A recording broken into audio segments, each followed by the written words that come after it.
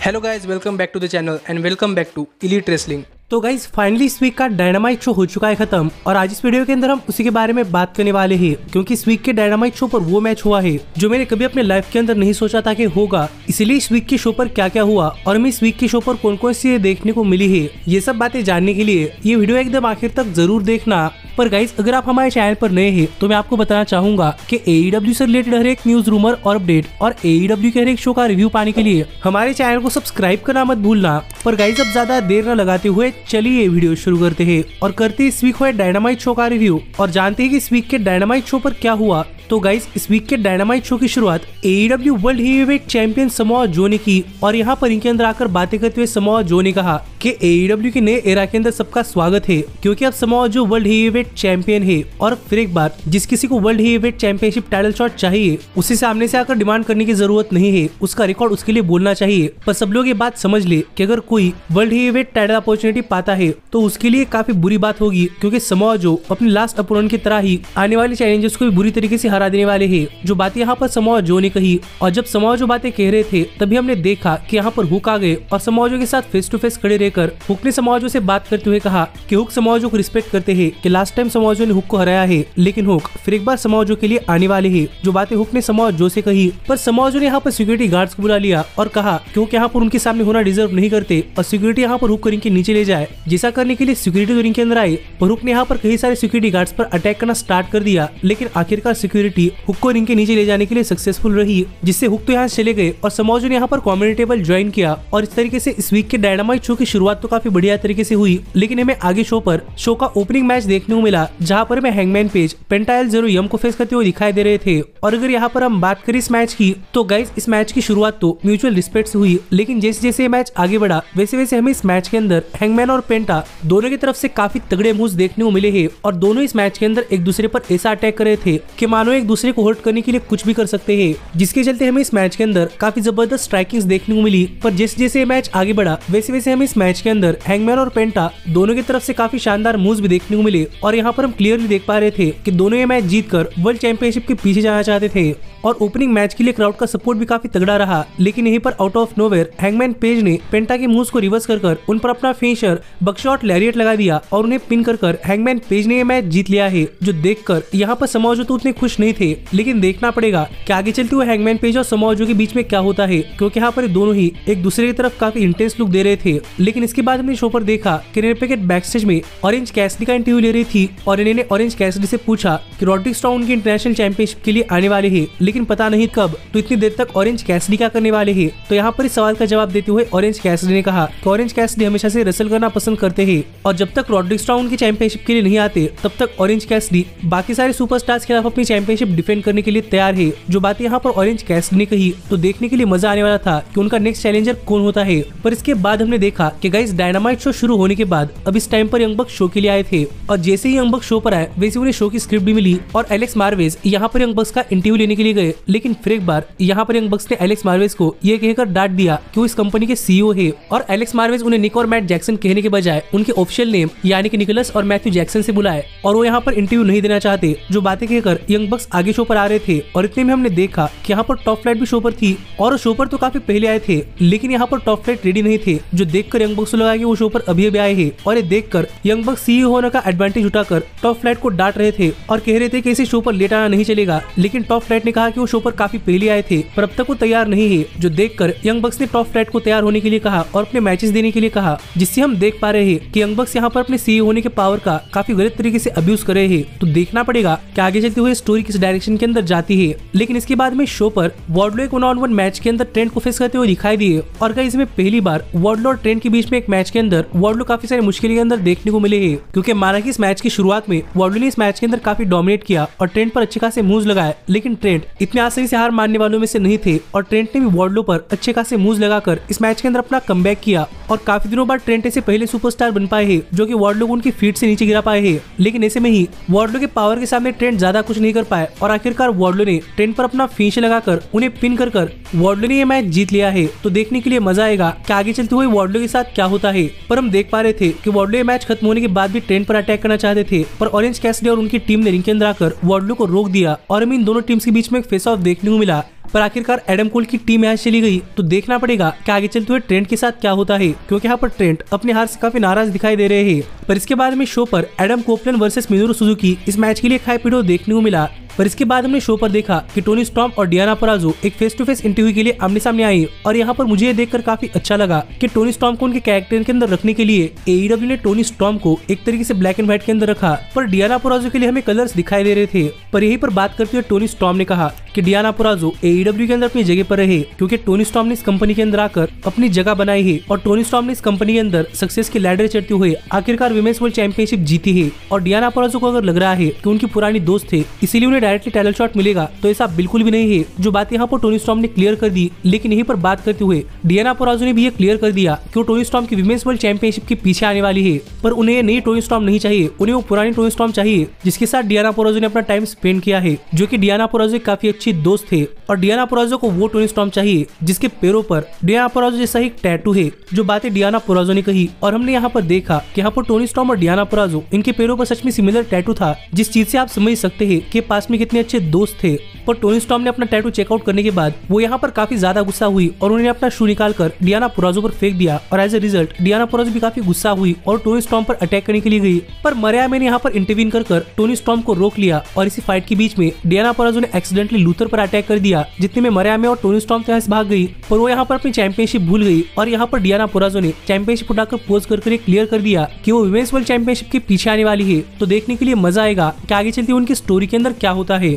पर इसके बाद शो पर बात करते हुए जॉन मॉक्सली ने कहा कि John Moxley Blackpool combat club से आते हैं, और ऐसी जगह है जहाँ पर कोई अपनी जीत सेलिब्रेट नहीं करता, क्योंकि ब्लैकपूल कॉम्बैट क्लब हमेशा से नेक्स्ट फाइट के लिए रेडी रहता है। लेकिन यहाँ पर जॉन मॉक्सली हमेशा से अपनी नेक्स्ट फाइट अपने पिछले वाली से तगड़ी चाहते हैं, इसलिए जॉन मॉक्सली अपने लिए यहाँ पर एक काफी टफ कॉम्पिटिटर एक्सपेक्ट कर रहे हैं। जो बातें यहाँ पर जॉन मॉक्सली ने कही, तो देखना पड़ेगा कि जॉन मॉक्सली के लिए नेक्स्ट टफ चैलेंजर कौन होता है। लेकिन इसके बाद में शो पर जॉनी टीवी और टाई वैल्किरी का एक बैकस्टेज सेगमेंट देखने को मिला, जहाँ पर बात करते हुए इन्होंने कहा कि AEW के one of the best couples में से एक है, और ये AEW कंपनी के अंदर अपना ग्लैमर दिखाने के लिए आने वाले हैं। और इसीलिए यहाँ पर टाई वैल्किरी डियाना पुराज़ो को चैलेंज करती है। जो बातें कहकर टाई वैल्किरी ने यहाँ पर डियाना पुराज़ो को एक मैच के लिए चैलेंज कर दिया। तो देखने के लिए मजा आएगा कि जब ये दोनों स्टार्स एक दूसरे के आमने सामने आती है, तो ये मैच इतना जबरदस्त होता है, क्योंकि इसके पहले इन दोनों ने TNA के अंदर काफी बढ़िया मैचेस दिए हैं। लेकिन इसके बाद हमने शो पर देखा कि हमें जेफ हार्डी अपने 1-on-1 मैच के लिए आते हुए दिखाई दिए, जहाँ पर वो स्वर्स स्ट्रिकलैंड को फेस कर रहे थे। पर गाइस यहाँ पर हार्डी ने अपने एंट्रेंस चलने के दौरान कोई डांस नहीं किया और किस तरीके की कोई पोज नहीं की, जो देखकर लग रहा है कि यहाँ पर हार्डी काफी सीरियस हो रहे हैं। लेकिन जहाँ तक बात है इस मैच की,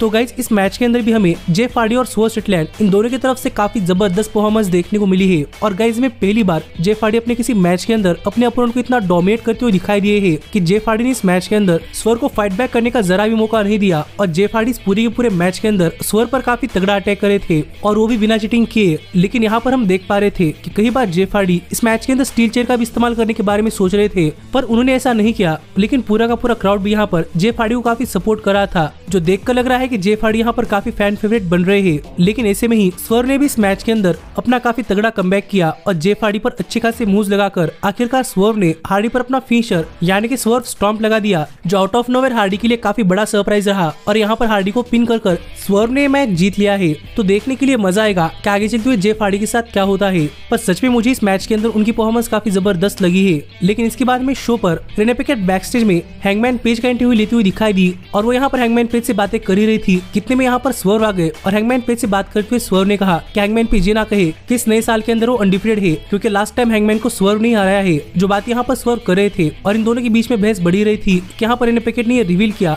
कि नेक्स्ट वीक के लिए टोनी खान ने इन दोनों को एक काफी स्पेशल पावर दी है कि ये दोनों डीलर्स चॉइस मैच के अंदर एक दूसरे के मैच के लिए अपोनेंट्स चूज कर सकते हैं। जो देखा जाए तो इन दोनों स्टार्स के लिए काफी बढ़िया चांस है। तो देखने के लिए मजा आएगा कि नेक्स्ट वीक ये दोनों ही एक दूसरे के अपोनेंट्स के लिए किसी किसी चूज करते हैं। पर इसके बाद में शो पर थंडर रोजा एक 1-on-1 मैच के अंदर रेड वेलवेट को फेस करती हुई दिखाई दी, और ये मैच भी एक अच्छा खासा मैच रहा है, जहाँ पर थंडर रोजा और रेड वेलवेट इन दोनों ने इस मैच के अंदर अपनी काफी जबरदस्त परफॉर्मेंस दी, और इस मैच के अंदर इन दोनों की केमिस्ट्री भी काफी बढ़िया थी। लेकिन पता नहीं क्यों मुझे पूरे शो का लो पॉइंट यही लगा, जहाँ पर क्राउड भी उतना एनर्जेटिक नहीं था, पर वो बार बार इन दोनों को इस मैच के अंदर सपोर्ट कर रहा था। और ऐसे में इस मैच के आखिर में थंडर रोजा ने रेड वेलवेट पर अपना फिनिश लगाकर उन्हें पिन कर ये मैच जीत लिया है, जहाँ पर क्राउड का तो उनके लिए सपोर्ट था। तो देखने के लिए मजा आएगा कि आगे उनके साथ क्या होता है। लेकिन इसके बाद में शो पर टोनी शिवानी स्टिंग और डार्बी एलन को बुलाते हुए दिखाई दिए, और यहाँ पर इनके अंदर आकर बात करते हुए स्टिंग और डार्बी एलन ने कहा कि सबसे पहले स्टिंग से बात करते हुए डार्बी एलन बताना चाहते हैं कि डार्बी एलन ने अपने लाइफ के अंदर कभी भी नहीं नहीं सोचा था कि वो स्टिंग के साथ पार्टनरशिप के अंदर काम करने वाले हैं। पर जब स्टिंग और डार्बी एलन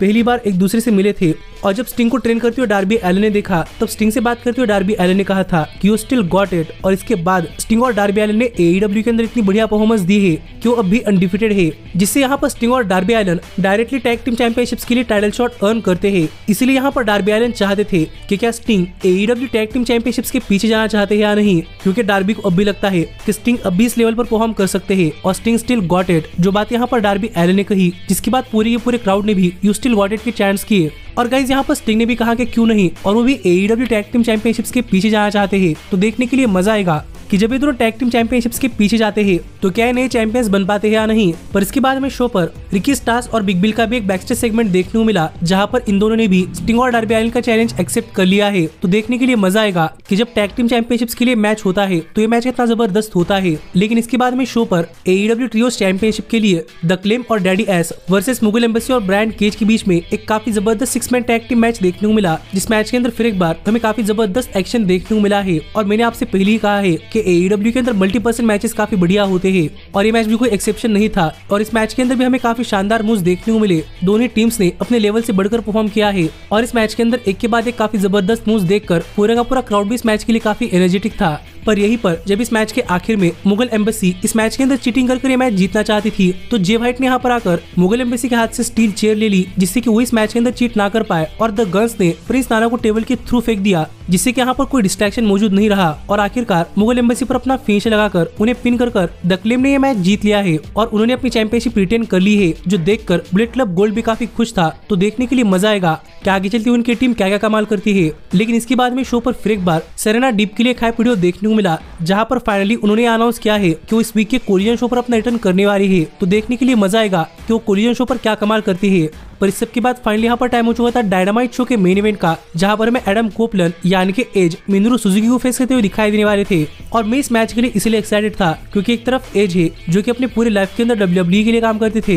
लेकिन दूसरी तरफ सुजुकी थे जिन्होंने अपने पूरे लाइफ के लिए जापान के लिए काम किया है। इसीलिए दो अलग अलग स्टाइल्स को यहाँ पर असल करता हुआ देखने के लिए काफी मजा आने वाला था। और गाइस जैसे ही मैच स्टार्ट हुआ वैसे ही इन दोनों ने एक दूसरे पर काफी खतरनाक हार्ड हिटिंग अटैक करना स्टार्ट कर दिया, जहाँ पर मिनोरू सुजुकी के अटैक से एज अपने पैरों पर भी खड़े नहीं हो पा रहे थे, जो देखकर आप समझ सकते हैं कि गाइस WWE रेसलिंग स्टाइल के सामने जापान की रेसलिंग स्टाइल कितनी बढ़िया है। और मैं यहाँ पर किसी को भी डिसरिस्पेक्ट नहीं कर रहा, लेकिन पहली बार ऐसा ड्रीम मैच देखते हुए मैं तो काफी एक्साइटेड था, जहाँ पर एज किस तरीके से मिनोरू सुजुकी के सामने टिक पा रहे थे और एक टाइम के लिए सुजुकी को रोकते हुए एज सुजुकी को लेकर बैरिकेड के थ्रू भी गए, जो इस मैच की काफी शानदार मूव रही। पर दोनों ही रेफरी के 10 काउंट करने से पहले रिंग के अंदर आ पाए और यहाँ पर एज इस मैच के अंदर असल करने के लिए काफी ज्यादा स्ट्रगल कर रहे थे और मैंने कभी भी एज को इतने प्रॉब्लम के अंदर नहीं देखा। लेकिन मिनोरू सुजुकी इस मैच के अंदर काफी फ्लुएंटली काम कर रहे थे और वो एज पर अपना सबमिशन भी लगाने के लिए गए, पर आउट ऑफ नोवेयर एज ने मिनोरू सुजुकी पर अपना फिनिशर स्पीयर लगा दिया और मुझे लग रहा था कि इस टाइम तक ये मैच खत्म हो सकता है। पर सुजुकी ने फिर एक बार किक आउट कर दिया, जो मुझे लगता है कि आज से पहले एज के फिनिशर पर किसी ने भी नहीं किया